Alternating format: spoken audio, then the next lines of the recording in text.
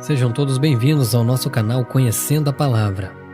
Nosso assunto de hoje é sobre modelo de marido segundo Pedro e modelo de marido segundo Paulo. E também traremos a conclusão do nosso capítulo 5 sobre nosso estudo Casamento e Família. O modelo de marido segundo Pedro. Outra passagem supracultural encontra-se no terceiro capítulo da primeira epístola de Pedro. No capítulo anterior, Pedro tinha feito referência ao fato de que, antes de nos tornarmos crentes em Jesus, éramos como ovelhas sem pastor, mas agora vós convertestes ao pastor e bispo da vossa alma. Então ele começa o capítulo 3 com alguns conselhos para suas mulheres, cujos maridos não obedecem à palavra. Ele escreve: Mulheres, sejam vós igualmente submissas a vosso próprio marido, para que, se ele ainda não obedece à palavra, seja ganho sem palavra alguma, por meio do procedimento da sua esposa.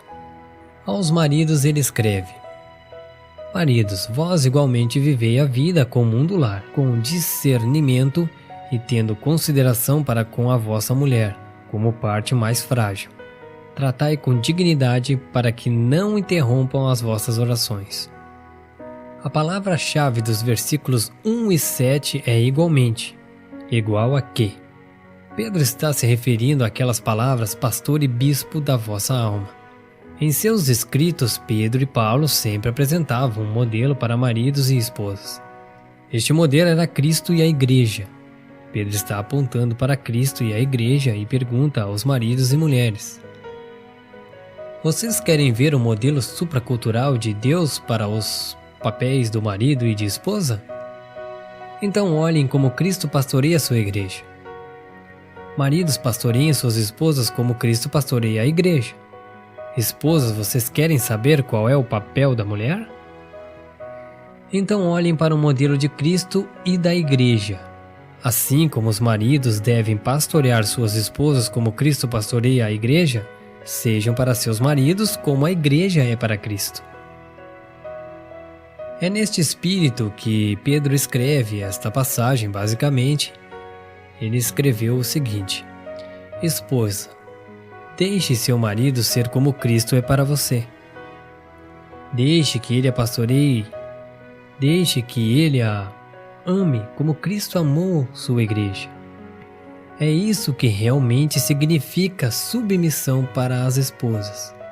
Deixar que seus maridos as pastoreiem como Cristo pastoreia sua igreja. A razão pela qual hoje não vemos este modelo nos casamentos cristãos com tanta frequência não é porque as mulheres não se submetem ao pastoreio de seus maridos. Apesar disso também acontecer. O principal obstáculo para que este modelo de casamento seja posto em prática hoje é que os homens não são para suas esposas como Cristo é para a sua igreja. Eles não são o sacerdote do lar e não assumem a responsabilidade de liderança e de pastoreio de suas esposas e famílias. Agora o modelo de marido segundo Paulo. No capítulo 5 de Efésios, Paulo apresenta um modelo para o papel do marido e da esposa, que é semelhante ao modelo de Pedro. Paulo escreve no versículo 21, Sujeitando-vos uns aos outros no temor de Cristo. Observe que ele fala de uma submissão mútua. Maridos e esposas devem se submeter um ao outro porque, por natureza, o centro da vossa vida somos nós mesmos. Alguns casais, depois de lerem o texto que diz que os dois serão um, passam anos discutindo. Nós dois seremos um. Qual dos dois nós seremos? Eu ou você?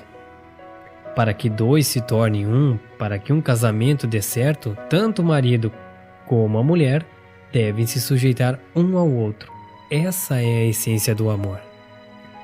Paulo continua: As mulheres sejam submissas ao seu próprio marido, como ao Senhor, porque o marido é o cabeça da mulher, como também Cristo é o cabeça da igreja, sendo este mesmo o Salvador do corpo.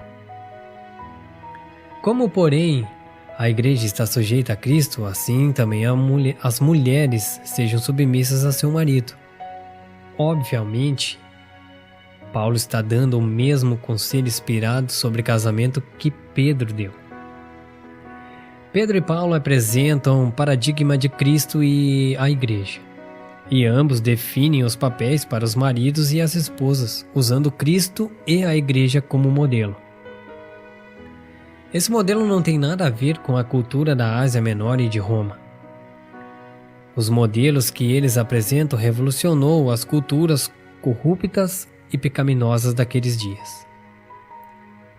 Devemos nos lembrar que Jesus não ensinou seus discípulos e apóstolos a se acomodarem com os valores da cultura de sua sociedade.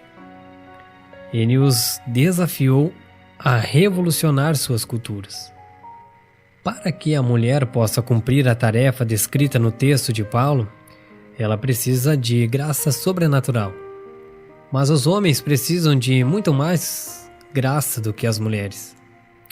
Nós, homens, devemos amar nossas esposas, como Cristo amou a igreja e a si mesmo se entregou por ela. Da mesma forma como Cristo ama a igreja, os maridos devem amar suas esposas e famílias. Assim como Cristo se deu pela igreja, os maridos devem se dar por suas esposas e famílias. Jesus ordenou aos homens: sede-vos perfeitos, como perfeito é o vosso Pai Celeste. Paulo escreveu aos Colossenses que nossa única esperança é o milagre de Cristo vivendo em nós. Se Cristo vive em nós, é possível e até natural sermos como Cristo. Homens que amam e se entregam por suas esposas. Colossenses capítulo 1, versículo 27. Mulheres, se vocês tivessem um marido que as amasse, a você e a seus filhos, exatamente como Cristo ama a igreja, será que seria difícil deixá-lo pastorear você?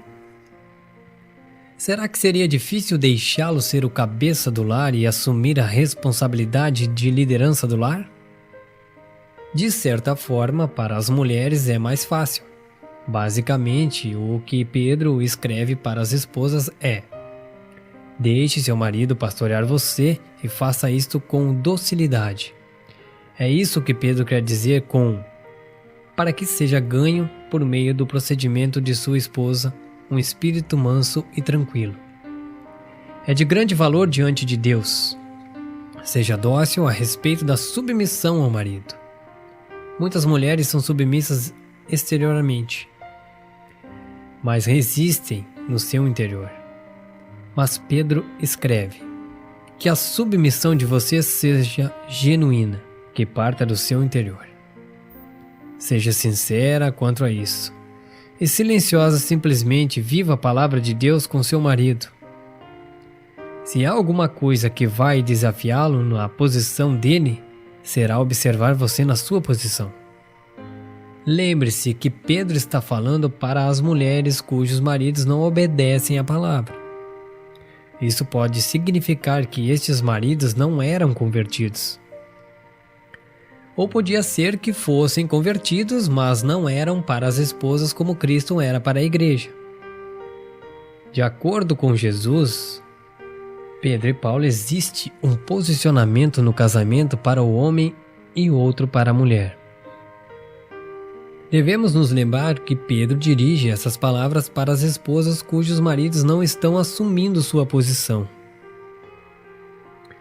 A conclusão de todo este capítulo, basicamente o que Pedro está dizendo às pessoas é que elas não devem tentar empurrar seus maridos a assumir suas posições no casamento. Nem devem ficar dando sermões. Elas devem cuidar de assumir suas posições sustentadas pela graça de Deus. Pedro não está dizendo que essa atitude sempre levará o homem a se converter ou a mudar de atitude. O que ele está dizendo é que o que pode solucionar o problema será o exemplo que as mulheres serão para seus maridos, que servirá como um desafio para que eles assumam seus papéis. Muito obrigado por estarem junto com a gente. No próximo capítulo, traremos o capítulo 6, o elo do amor. Fiquem todos com Deus e até o próximo programa, Conhecendo a Palavra.